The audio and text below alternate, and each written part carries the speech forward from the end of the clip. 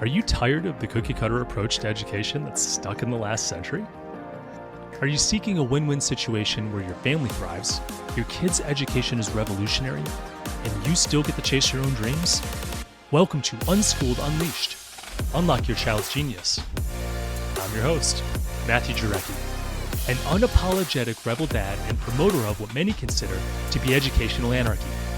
You know the world isn't going to be won by those that just toe the line. It's the innovators, the visionaries, and the resilient spirits that are going to thrive. Our mission here is to forge those world changers within our very homes with less stress, energy, and time. Unschooled Unleashed starts now. Welcome back to another fantastic episode of Unschooled Unleashed. I'm your host, Matthew Jarecki, and today we're going to talk about getting out in the wilderness and making some cool memories and making it a whole learning experience, because that's what unschooling is. We're going to talk about some practical tips on how you can do this. We're going to just go through my trip and how we did it, and hopefully you're going to take something out of this that's worth putting into action for you and your family. So with that, let's dive in. Today we're going to talk about teaching responsibility by getting out in the wilderness. Now, I use this with my two young boys. We recently went on a camping trip, and we actually went to Maryland. We're in Cleveland Metro in Ohio, and it was only a couple hours away to get to Maryland. We specifically went to a place called New Germany State Park, and we had a pretty cool experience because we didn't have any cell phone reception. We kind of unplugged. We started working on building life skills and making some awesome memories through getting out into nature, using teamwork, and kind of framing it as a survival trip. We had to survive in the woods on our own without anything, even though we were at a campground that had bathrooms. But we didn't have cell phone service. And we didn't have all the amenities. We spent our time in a camp. So I'm just going to pull some of the lessons that I learned from that trip and talk about them. So the purpose of today's episode is to show how a camping trip can transform into a hands-on learning experience for children. This is in the philosophy of unschooling, where if you're not familiar with it, go back into the early episodes and get familiar with it. We do something called intentional unschooling, where we're directing a lot of what happens and what they're exposed to, and we try and get them out there with new experiences and really just make these awesome opportunities to learn. And that's exactly what this turned into. I'm going to highlight the importance of unplugging from technology to foster a deep family bond and learn life lessons along the way, which was pretty cool. They didn't have any technology. And I want to illustrate the nature of how this can serve as how nature can serve as a real world classroom for learning responsibility, independence, and quote unquote survival skills for kids 10 and under. So let's talk about what we did here. So we took a camping trip, like I said, to New Germany State Park in Maryland. It was pretty cool because there's mountains. It's the Appalachian Mountains. So it's kind of like rolling mountains, and the leaves were just starting to change. And I went with a friend. I have an old Army buddy, and he has a son that's 4 years old, and I have my two boys, which are 9 and 10.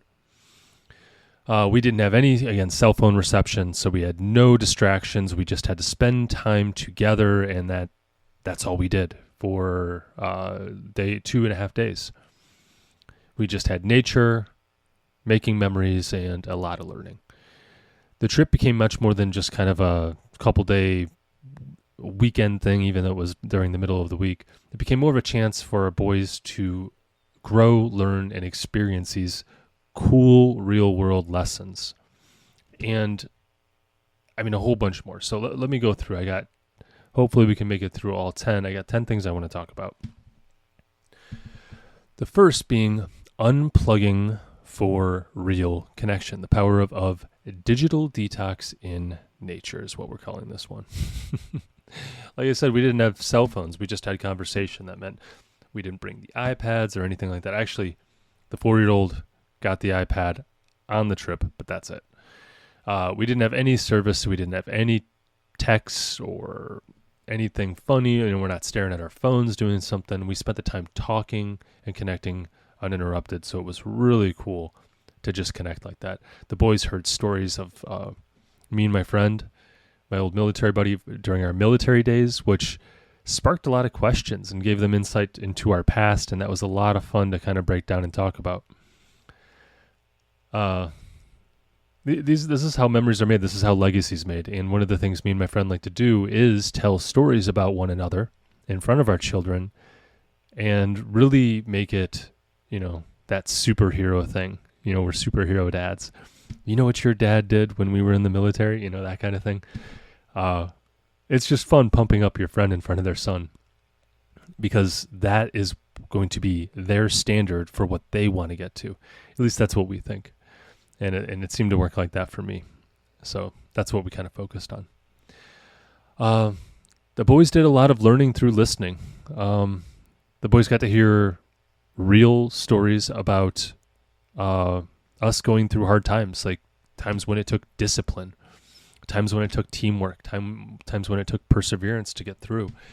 We were deployed together for 18 months, and it was in a combat zone, and it wasn't the it was difficult, but it wasn't something I couldn't talk about with my kids. We kept it age appropriate, of course, and really what they got to do is just kind of build a bigger picture of who we are. They also observed how adults interact when we're just chilling, like hanging out with the guys, right? This is what we do. Whether that was reminiscing or problem solving how to get the fire started, which was an issue in the beginning. But this type of storytelling, where we're talking about our past and just laughing about it, talking about the hard times, I think it teaches important values and lessons without the need for a formal setting. In fact, I don't think it could be done in a formal setting, at least not very easily. Another thing that came out was exposing them to different parenting styles. Both of us were dads to all the kids. My boys saw a different parenting style from my friend. He has a much more structured approach, and it's much different than the way I do it. They saw, I don't punish my children. Rarely punish my children. I do more of a consequence-based approach, which, if I'm defining it, punishments are, I'm going to make you suffer so you learn a lesson and you don't do this again. Kind of that fear of getting punishment, don't ever do it again, so they avoid it. I take consequences, which are, hey, you did this, you hit your brother, therefore you can't play with your brother. But you can go out and do everything else, and I'm not trying to hurt you or make you suffer. But this is a reality of how you handle your business, and now I have to intervene. So it's not as strict. But most parents punish a lot, and that was no exception. On this trip, there wasn't anything too severe or anything like that, but they did see that was a tool that was often used. And I think they built up a little bit of, what's the word I'm looking for? They were grateful that I don't do that, because they don't like that stuff. No one does. So I think it helped them appreciate the different approaches and just give me a little bit of respect for how I do things and listen to a lot of their opinions and really try not to make their life miserable. And I think they learned that different families operate differently, and there's not a one-size-fits-all approach to raise children. I tell them that not every family does things the way we do, and sometimes I feel like they don't necessarily believe me, but they got to see it in action, which was pretty cool. Moving on. Oh boy, I'm moving slow. I still got 10. That was the first bullet point. Moving on. Building social skills. We had them interacting across generations. So they got to interact with a younger child and an adult, which was my friend. the younger child who was 4, they had to adapt their behavior to include the 4-year-old in their activity. So they were doing things that were age appropriate. They were throwing the ball, they went exploring, all this stuff. They just kind of like hung out with them. And it was pretty cool. They actually watched him a lot of the times when we were doing something, like maybe setting up the tent or getting the campsite ready, something like that. They did learn patience and how to communicate at a level appropriate for a younger child. And they have experience with this in the past, but they haven't spent much time with the 4-year-old recently. We don't have any family or friends that are about 4 years old. A little bit older, 5 and 6 years old, but 4, is still working on their words, still has a hard time communicating, at least compared to a little bit older children. And I think that was really good. I think it improved their empathy and their leadership skills as they helped guide him. They were watching him, and they also entertained him. They also were interacting with my friend, so they were building social skills with him, which was really cool. They were having conversations with him. They would ask questions with him. They were interacting with him. It wasn't just the adult leading. We were all doing it together. We were telling jokes. We were planning stuff. We were managing all our responsibilities and communicating together. And we were delegating tasks, and they were coming up with things that they knew we should get done. So it was a really cool opportunity to just watch them really grow up. Because you tend to see when you take a kid on a trip, at least a boy, I haven't done it with my daughter yet, you tend to see them get really responsible all of a sudden. And that's what we saw with our boys. Gave them insight into how adults solve problems, compromise, handles challenges, and then they began to understand the importance of that clear communication and teamwork as we did this. Moving on, on our camping trip, we made nature the classroom. We learned by exploring. We just went around. So we went out exploring the wilderness, and my boys spent hours exploring the forest. And they did this on their own within eyesight of us. But we also went on a hike, and we saw a nice overlook, and that was a lot of fun. And we taught them a whole bunch of cool things along the way. They got to learn about the natural world around them. They got to see landscapes that are not native to where we live, because we don't live in the mountains. We live in the, I think it's called the glacial plateau, where glaciers came in and made the land very flat. Now we have valleys, and then we have the Great Lake, Lake Erie, but we don't really have mountains at all. Actually, we don't have mountains at all. We just got, big valleys. And so they got to see unique landscapes. They observed plants, animals, and it sparked a lot of discussion. We even talked about the ecosystem, a lot of the wildlife, for instance, bears. And we talked about the importance of protecting these wild spaces. We also taught them how to use landmarks to navigate on our hike. And this was pretty cool because this is something we learned in the military. Me and my friend were both in the infantry. And we had to do land nav, at all, in the middle of the night, in the middle of the day. We had to do it. It was one of those requirements to get a lot of stuff done. But we taught them how to use landmarks to make sure you don't get lost, even though it's hard not to get lost sometimes. We've done that too. But we pointed to unique trees, maybe a unique rock. Maybe we made a placement of a rock on a tree or something like that to just, hey, this is going to remind us that we're on the right path, so we could find our way back, even though this trail that we went on was mowed. Okay, so we weren't it was really easy to get back. It was a straight shot. I think it was almost a straight line. But, it had to be appropriate for a 4-year-old. And it was about 1.5 miles out or so. So it was a far walk, and we did take our time, and we climbed rocks and did all this cool stuff along the way. So we spent a couple hours on it. We did some quote-unquote hands-on survival skills. They learned to start a campfire from scratch. We collected wood. We set it up. We took care of the fire. We taught them how to do that. We were cooking over the campfire, like hot dogs, veggie s'mores. They learned how to do that.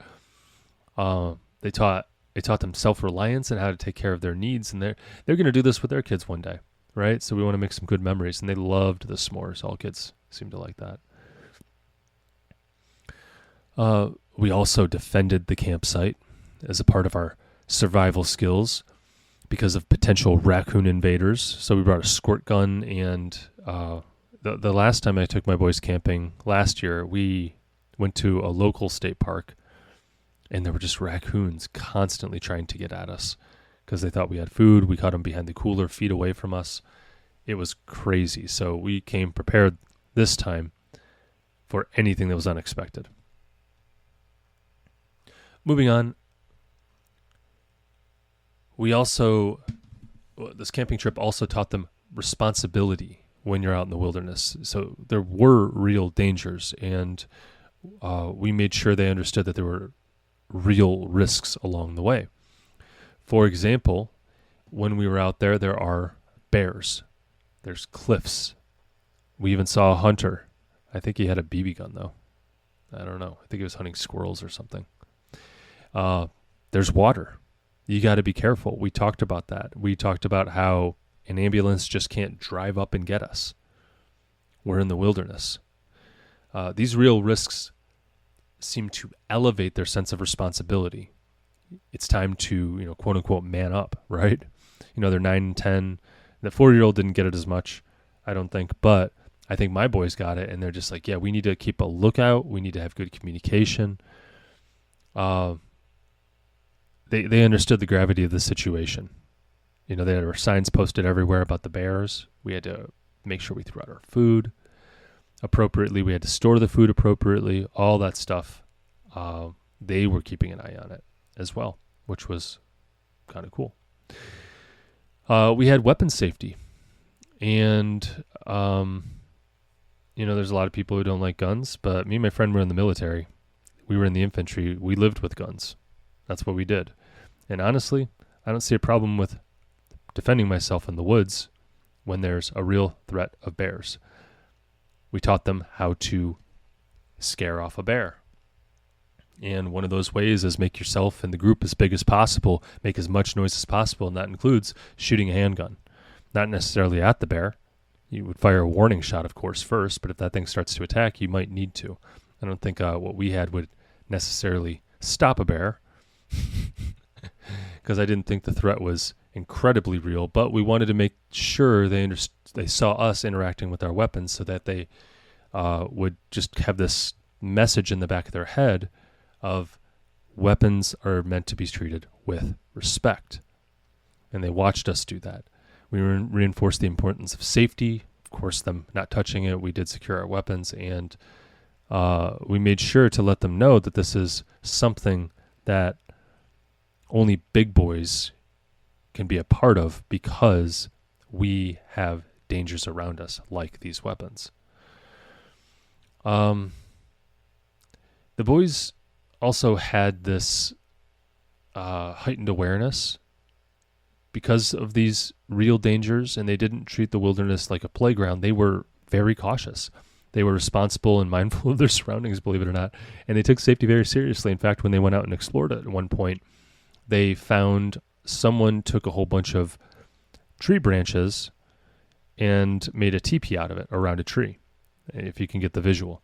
And then they took 550 cord, which is just some, you might call it a rope, and circled off the perimeter for some reason. Our kids were walking through the forest, and it wasn't too far from us, of course, while we were messing with the campsite.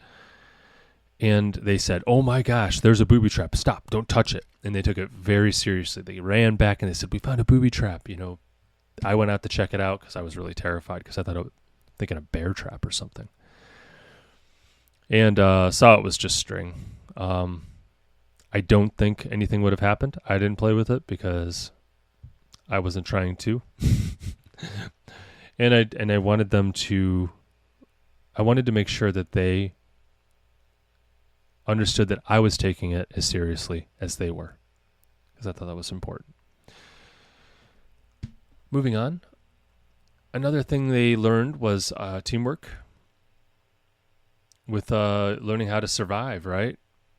We built skills that really matter and are practical. We're really spoiled in the United States of America. We really don't have to survive anything crazy for the most part. I mean, now there's emergencies and stuff like that, but really the daily life of an American, the most risky thing we do is probably driving. But when you're out in the wilderness, you need to think about things. We were, if we didn't set up our camp right and break it down right, we had problems. We didn't have a place to stay if we didn't do that. Boys worked together to get to allow me and my friend to set up the camp. We also taught them how to do some of that. We taught them teamwork because we delegated responsibility to them while we were doing some of this stuff, and we worked as a unit to get things done efficiently. They also had to plan for the road trip, and they had to pack, right? They learned how to pack for the road trip and bring essentials like a flashlight, clothes, food. We were thinking about different things like, hey, you need something to sleep in, and they had to do this. I told them, you're going to have something to sleep. You're going to have a change of clothes. You need at least an extra pair of socks beyond just the days we're staying, an extra pair of underwear. We went through the whole thing. And I think this gave them a sense of ownership and responsibility because they went over and they picked out their stuff. They understood, and I was teaching them what they needed, but now they're prepared and they know how to do it. And I thought that was pretty cool. The boys also learn those basic surviving skills that you need when you're out in the wilderness. And not a lot of people know this, but in the infantry, the most important thing you need to take care of on your body is your feet. If your feet get wet, you need to dry them. Your feet will break down. And if you don't have your feet, you can't get back to civilization or even be mobile to wherever you need to go. And it rained. So our feet were pretty wet. We had to build a campfire and dry out our feet. We also showed them what they needed to do the bare minimum of caring for their bodies. So we didn't shower the whole time. In the infantry, you go weeks without showering. I think it's gross. I shower every single day. But when we're camping, even though we had the amenities, we didn't do that because we wanted to show them that you can survive without taking a shower. Believe it or not, well, you probably believe it, the kids loved that. They didn't want to take a shower.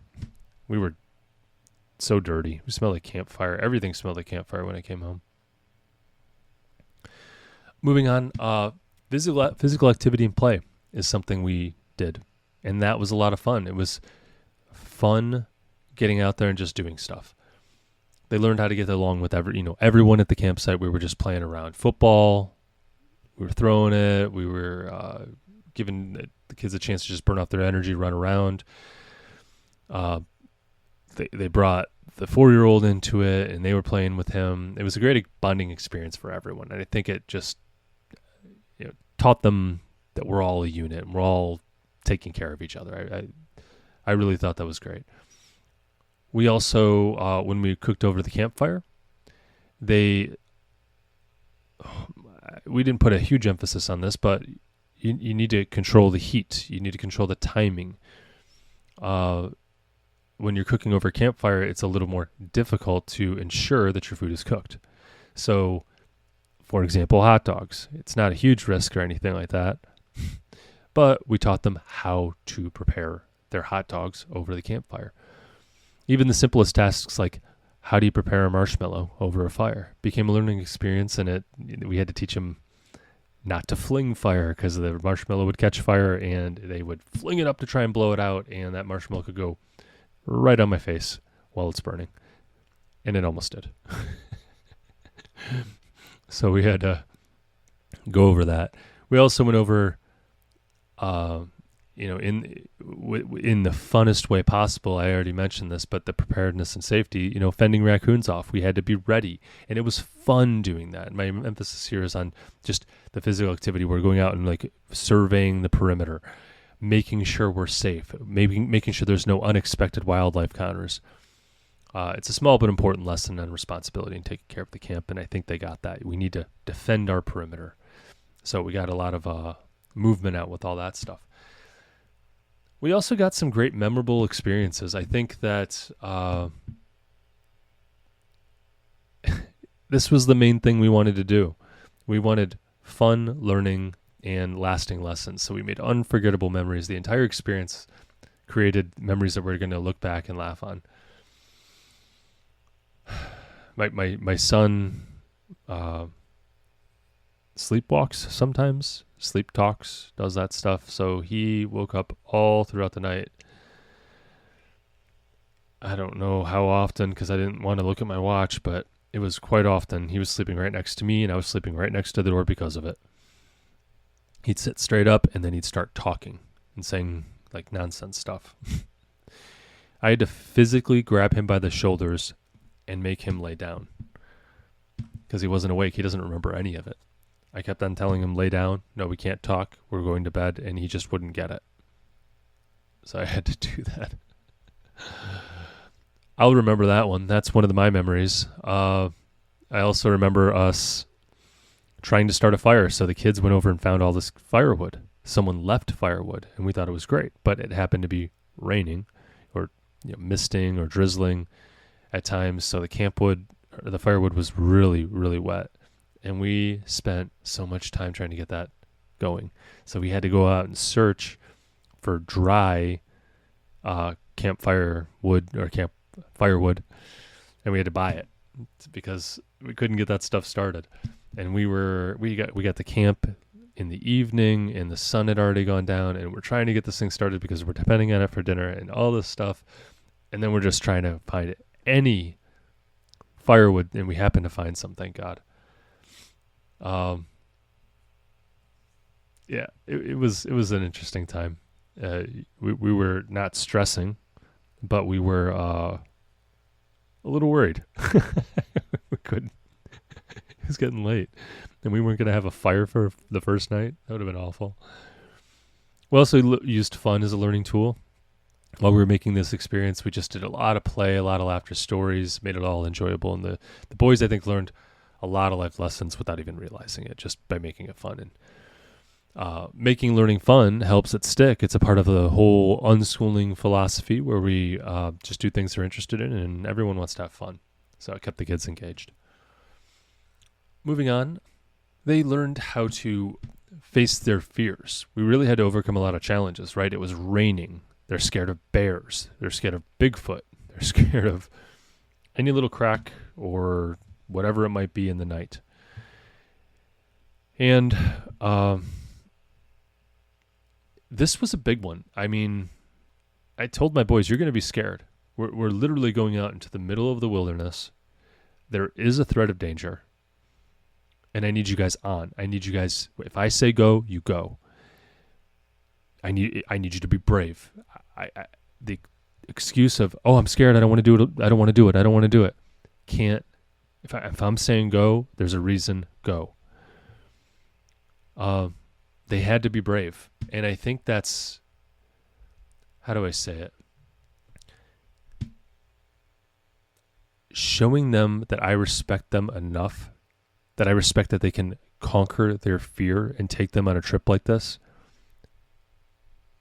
is showing them respect. Like, I believe in you. So I think it was a big thing. And one of the big lessons that they probably took home. I mean, we were going in unfamiliar terrain and hiking around unknown landscapes that they're not used to, and there's unknown animals out there, and they had to learn how to, I don't want to say trust their instincts, but they did. They're out exploring on their own. They found a booby trap. Oh my gosh, don't touch it. Oh, we got to do this, that. So I'm really proud of them. They did great. All the kids did great. And I think I'm going to cut it a little bit short. We'll talk about one more thing, and that's strengthening bonds through these shared experiences. It's such an important thing to get kids together with you and make these memories, because the bonds you build are going to be lasting forever. This trip allowed us to bond in ways we don't do in normal life. It's not just memories, it's literally creating a connection to them. It's a shared experience that fosters these deeper connections with my children. That was the coolest thing. I actually don't even like going out in the wilderness. I don't really like camping. It's beautiful. I like to drive through it. I don't like going out in the rain. I spent enough time in the military standing in the rain, standing in the wilderness, not showering, having to figure out a whole bunch of nonsense that goes along with it. My friend's really into it, and that's why we do it, but I think it's a good experience for my kids. But the real big thing is building that bond and getting out of our comfort zone. We made memories with friends that they're going to, my good friend, one of my best friends, our kids now have shared memories. I think that's the coolest thing. Now they have a bond. They have something to connect with. We have something we could tell stories together, about this, not just our military days. It's a really fun thing. So we didn't make it through all of it, but I think I hit the big ones. In conclusion, the camping trip was a powerful example of the world itself, of how the world itself can be a classroom. We unplugged from technology and plugged into real world practical learning, and we built real connections and bonds. And made memories. Our boys learned responsibility, survival skills, teamwork, how to interact across generations and age groups. I think that's lessons that are going to stick with them for the rest of their life. And sometimes the best way to teach your kids is simply just take them on an adventure and do life. And that's it. It's as simple as that. So, some actionable tips. Something I don't normally do, but hey, let's do some actionable tips. Plan your own camping trip. Do it in a place that does not have cell phone reception to allow everyone to disconnect, and you have to kind of socialize and play together to keep yourself entertained. Teach practical skills during this time, like starting a fire, cooking, basic survival, age-appropriate stuff, of course. Encourage social learning. Don't just have one age group of kids.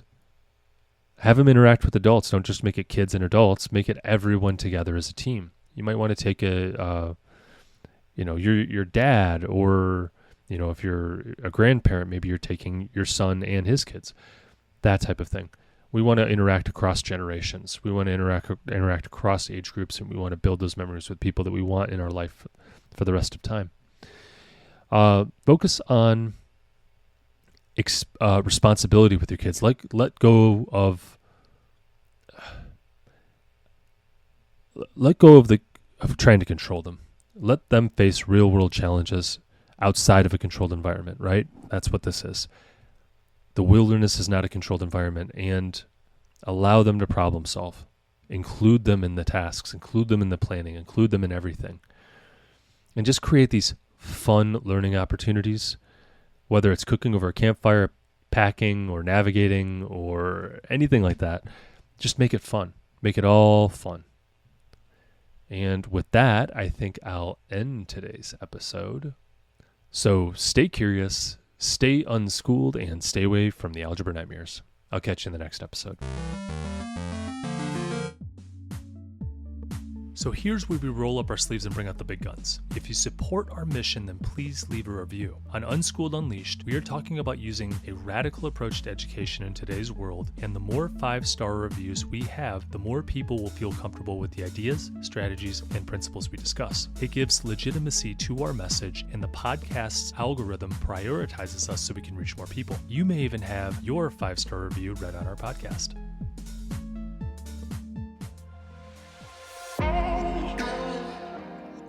Before I let you go, I have to pause and say this from the bottom of my heart. Thank you. Your presence here is the fuel that ignites this movement. I am incredibly moved that you trust in us enough to click play. You, my friends, are the caped heroes in this story, the guardians of your family's learning journey, and a beacon of hope for your community. Be bold. Do what you think is best for you and your family. Thanks again for tuning in and taking this courageous leap outside of the box for this educational revolution. Welcome to the front line.